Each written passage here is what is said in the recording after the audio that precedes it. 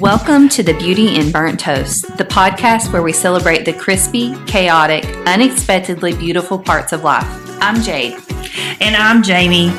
We're two women doing our best to live with purpose, laugh through the mess, and talk about the stuff that no one puts on Instagram.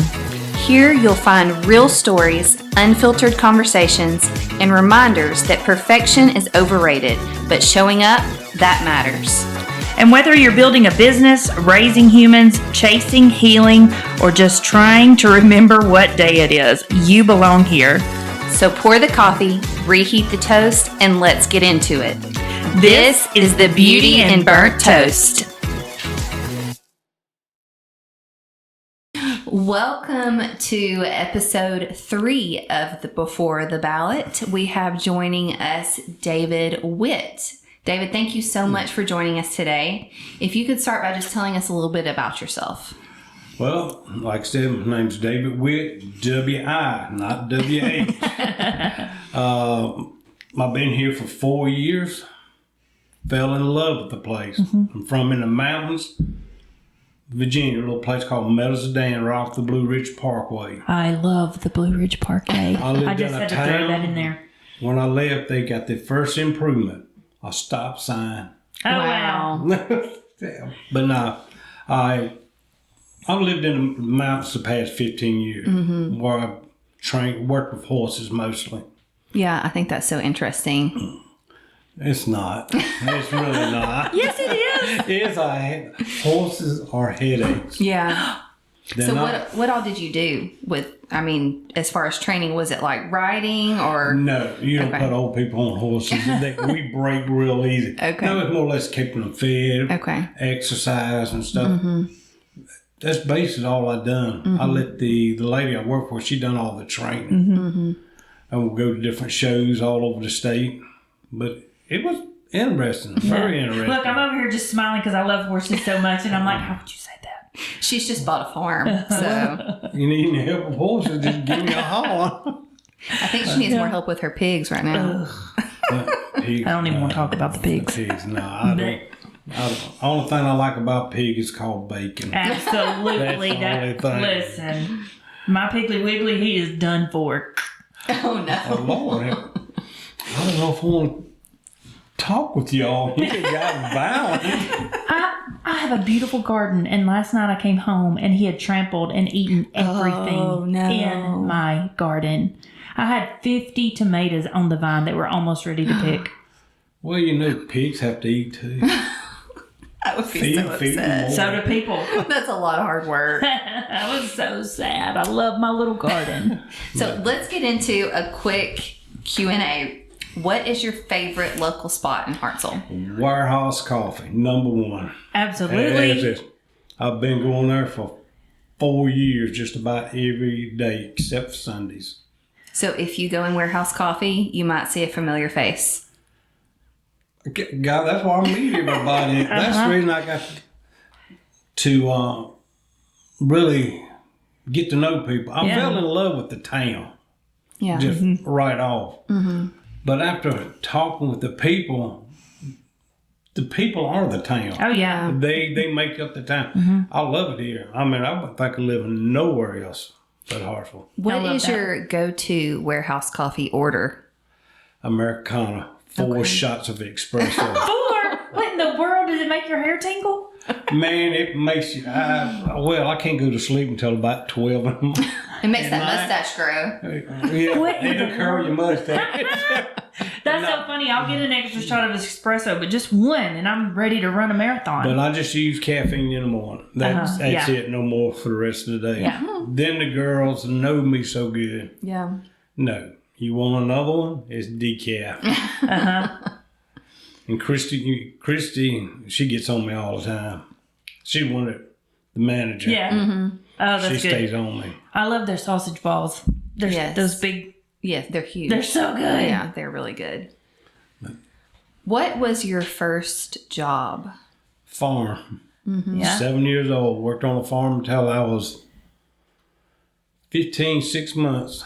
Oh my goodness. Until I went into the factories. Okay. Can you imagine if you put Grant to work right now? But sorry, son, you're going to work today. I hated farm work, but now as you get older, I wish I could do it again. Yeah. But on a smaller scale, because everything we raise, we eat. We didn't go to the store for nothing. Yeah. Maybe flour or that's about it. Yeah. But now I feel like kids want that. Yeah, I think we're kind of reversing back. Praise the Lord. Yeah. Like my 8-year-old goes over to my uncle's house and he's a farmer and he's like, oh, I love it. And I'm like, well, just wait till you get old enough and one summer we'll send you over there and put you to work. Yeah. But it's good to make kids work. Absolutely. I found out, that's another thing I love about it. The teenagers here. I don't know about in Decatur but around Hartselle are some of the most well-mannered kids I've seen anywhere. I mean, from here to Arizona, where I've traveled back and forth. Yeah. Well, they work. You know, our neighbors have a teenager that mow their yard, so starting business early. Yeah. Yeah. Right. That's the reason I hang around the younger people. People say, why the younger people? Now, if I want to hang around older people, I'd be fine. But the young people keeps you motivated to keep up. So, oh, yeah. That's why we try to keep the young folks around here. Keep me on point. Okay, you surprised me earlier when you gave us a little revelation about something. What's something that people might not know about you? I have no temper. I do not have no temper. Really? Very even keel?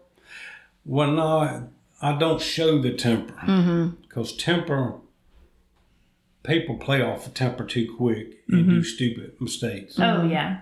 I step back and plot it out. No, people lose their temper too quick. Yeah. And you're going to say something that you can't take back. Right. So I just kind of let it go over my head and go on. Yeah. That's a good attribute. Yeah. Unless it's one of the girls at the coffee shop, I just get on them. You pick on them? Oh, yeah, I love them to death. I wasn't expecting that answer. I thought you were going to say, I like Jelly Roll, which was shocking to me. Yeah, well, I mean, that comes right in our second, Jelly Roll. So we were talking about music earlier, and we discovered that between bluegrass, there's also blues. Blues. Yeah, Okay, blues. sorry. There's a little bit of love for Jelly Roll in there, so interesting No, it ain't fact. a little bit. I love Jelly Roll. Just go to the car and look on my phone, Jelly Roll. Oh my gosh. Jack Williams, Jelly Roll. That's great. Yeah, I love it that's so good. much. What is your biggest pet peeve? The people here, along with the Hartselle management, need to work together. I see that's not happening Yeah. because people don't think the mayor or the council don't listen to them. Right. We need to get together somewhere down the road so we come together. Yeah. I mean, it's not going to all work out, but it could be a whole lot better than it is now. Right. What's one thing that you love about the town? You mentioned the people. What else? The town. I mean, I love the town. I love it here. Besides warehouse, what kind of shops do you hang out at? I go to Christie's other coffee shop in Addison. Oh my God. So you hit up all the coffee shops. But I love the stuff like Tracks. I worked for Track Supply for a while. Okay. Then wow. I go to the gym some at the Hartselle Fitness and what's that other one? The fancy one. Planet Fitness? Planet Red X? Fitness. Okay. That showed the last time I went there. Yeah. That's I know about they've it. got the massage machines in there. Oh God, they're nice. But no, I know I go down to Winnie Wisdom. I like it down there because that's where I get all my mustache wax and beard oil and everything. Yeah. Right. Good place to shop. Yeah, it is. Right? Yeah, there's a lot of good shops downtown. Absolutely. I love them. I love the antique shops. Oh, I do too. That's one That's of the the only place I can feel comfortable with stuff about the same age as I am. Oh my goodness. I love that about Hartselle. Well, let's talk about what encouraged you or motivated you to jump into this mayoral election. Well, It depends on who you ask. Some people think I was just a little on the crazy side. I said, I don't have nothing to lose. I'm 70 years old. Hey, we're all a little crazy, right? Yeah. Well, I'm a lot crazy, but just watch what's going on. Yeah. I mean, our roads are all the pieces. Mm-hmm. Everything's falling apart. The water system, the sewer, the drainage, and it's just nothing getting done. Mm-hmm. There's just nothing getting done to fix it. And I figure I can get in there. I don't know how that works with the council, but it's going to have to be fixed. It's going to, another 5 years, it's going to be a big mess. So you really just want to try to make some changes? I just really not making changes, just fix the stuff. Right. I mean, the drainage is bad. Mm-hmm. Yeah. When in Hartselle, kind of going back to your love for Hartselle, have you felt the most connected to the community? That's hard. I had a connection about 2 weeks after I moved into Hartselle. Mm-hmm. I used to live on like closer to 67 behind my son's house. Mm-hmm. But I sat around here and I said, I don't like Hartselle. I don't want to be in Hartselle. Nothing. I pray about not being in Hartselle because I'm up in the mountain. Yeah. One house, you can walk a half a mile and not see nobody. Mm-hmm. You like to be out in the middle of nowhere. But I cut my radio on, and I never listened to the radio, just my phone. Mm-hmm. And an old country song come on and said, "Thank God for unanswered prayers." Mm-hmm. And it clicked. Because my pastor, Chris Shemate, he was teaching on just cause God don't answer a prayer don't mean he don't want you to have something. Mm-hmm. He just wants you to have something better. Right. And that's where the connection really hit, that I'm exactly where God wanted me to be. That's good. And now you're a man about town, right? Right. Ma'am. Now you're a man about town. Oh, yeah. Yeah. Man, I stay up and down in the streets all the time. Me and my dog, we walk all over the place. What's your dog? Yeah.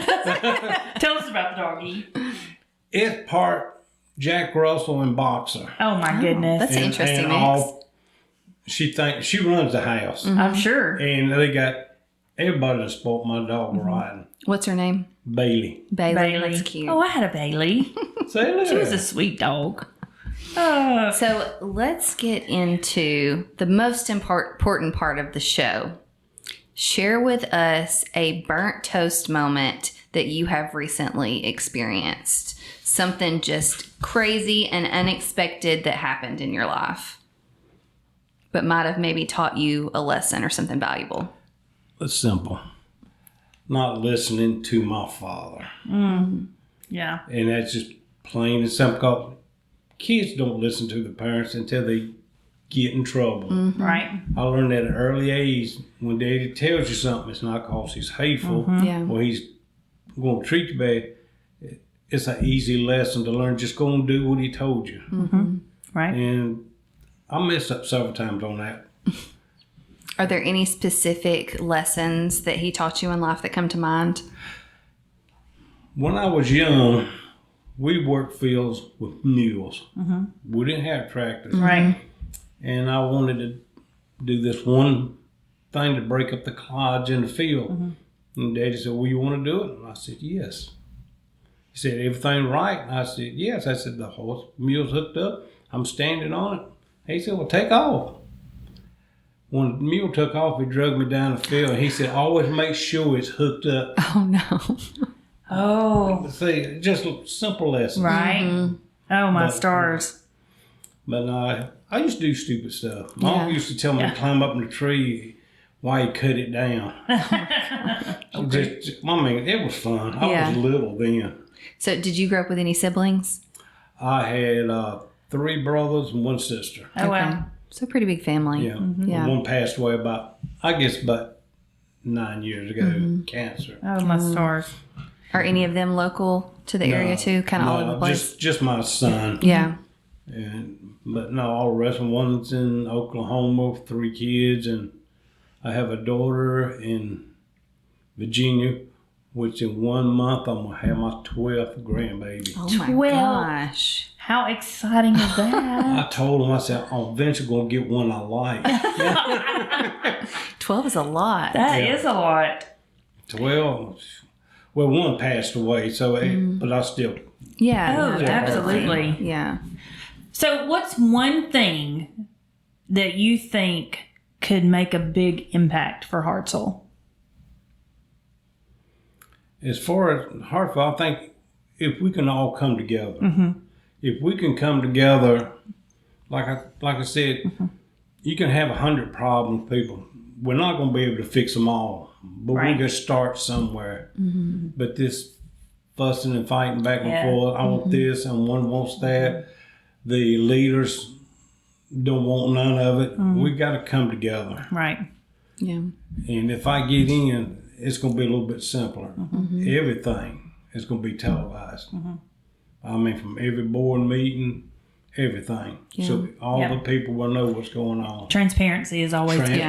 Yeah. That's what I started out at the very beginning, telling them, transparency. Yeah. And the infrastructure. Good. What's one hope that you have for Hartselle regardless of the election outcome? It needs to grow. Now, I think all three of us agree that it's going to have to grow in order to survive. Yeah. But not to grow to the expense of destroying our local businesses. Yeah, right. And but we need to get the infrastructure fixed first before you grow. Yeah, growth can happen and still preserve the heart of the town. Yes, exactly. You need the perfect blending of the two. Yeah, but like I've been trying to tell them, if we can't get the infrastructure, I don't care what business you bring in, it's eventually going to fail. Yeah, that's true. Because if the water goes out, the sewer keeps flooding, it's not going to work. Yeah. We take care of our own people first in our own town, then worry about building from that. How would you tell people to get involved, maybe outside of politics? What's one thing you would say to them to be more active in the community? Look out for each other. If you see something laying in the road, pick it up. I mean, trash and stuff. It's lady, pretty simple. Yeah. It's a lady that lives on Hickory Street that goes to a church. She keeps her house nice and neat. If it's trash in the drainage ditch or something, she gets out there and cleans it up. She'll sweep it up, put it in a can. That's what we need to do all over Hartselle. Do you have a favorite Bible verse or anything that you want to share? Not really, because I really like all of them. Right. Because as soon as I tell you one, somebody's going to say something about it. Why not this one? All right. That's true. Is there a favorite quote or something, perhaps, that stuck with you? One thing I've learned, this is took a quote. It comes from the Bible. It's, don't judge me if I get it wrong. No, you're good. Sometimes just sit back, be silent, and see what God's going to tell you. Yeah, absolutely. And that's hard for me. It is really hard for me. I think that's hard for everyone, just to sit back and listen. Just let God tell you what he needs. Right. If there is one thing that you could leave with the people of Hartselle at the end of all of this, what is one thing you would want to say to them? It's simple. I love this community and the people. When I say community, I mean the town and the people. There won't be no doubt how much I love it. Right. That's good. Yeah. Well, thank you, David, so much for sitting down with us today. Thank you for listening to Before the Ballot. Whether you've lived here your whole life or just learned where to park downtown, this election is about you. It's about showing up for the place you call home, even if you still don't know how to pronounce Hartselle on the first try. And sometimes your phone will autocorrect it too. Right. So mark your calendar, bring a friend, and please get out and vote. It is so important to make a difference. Thank you for joining us on this last episode of Before the Ballot. We'll check you next time. Bye.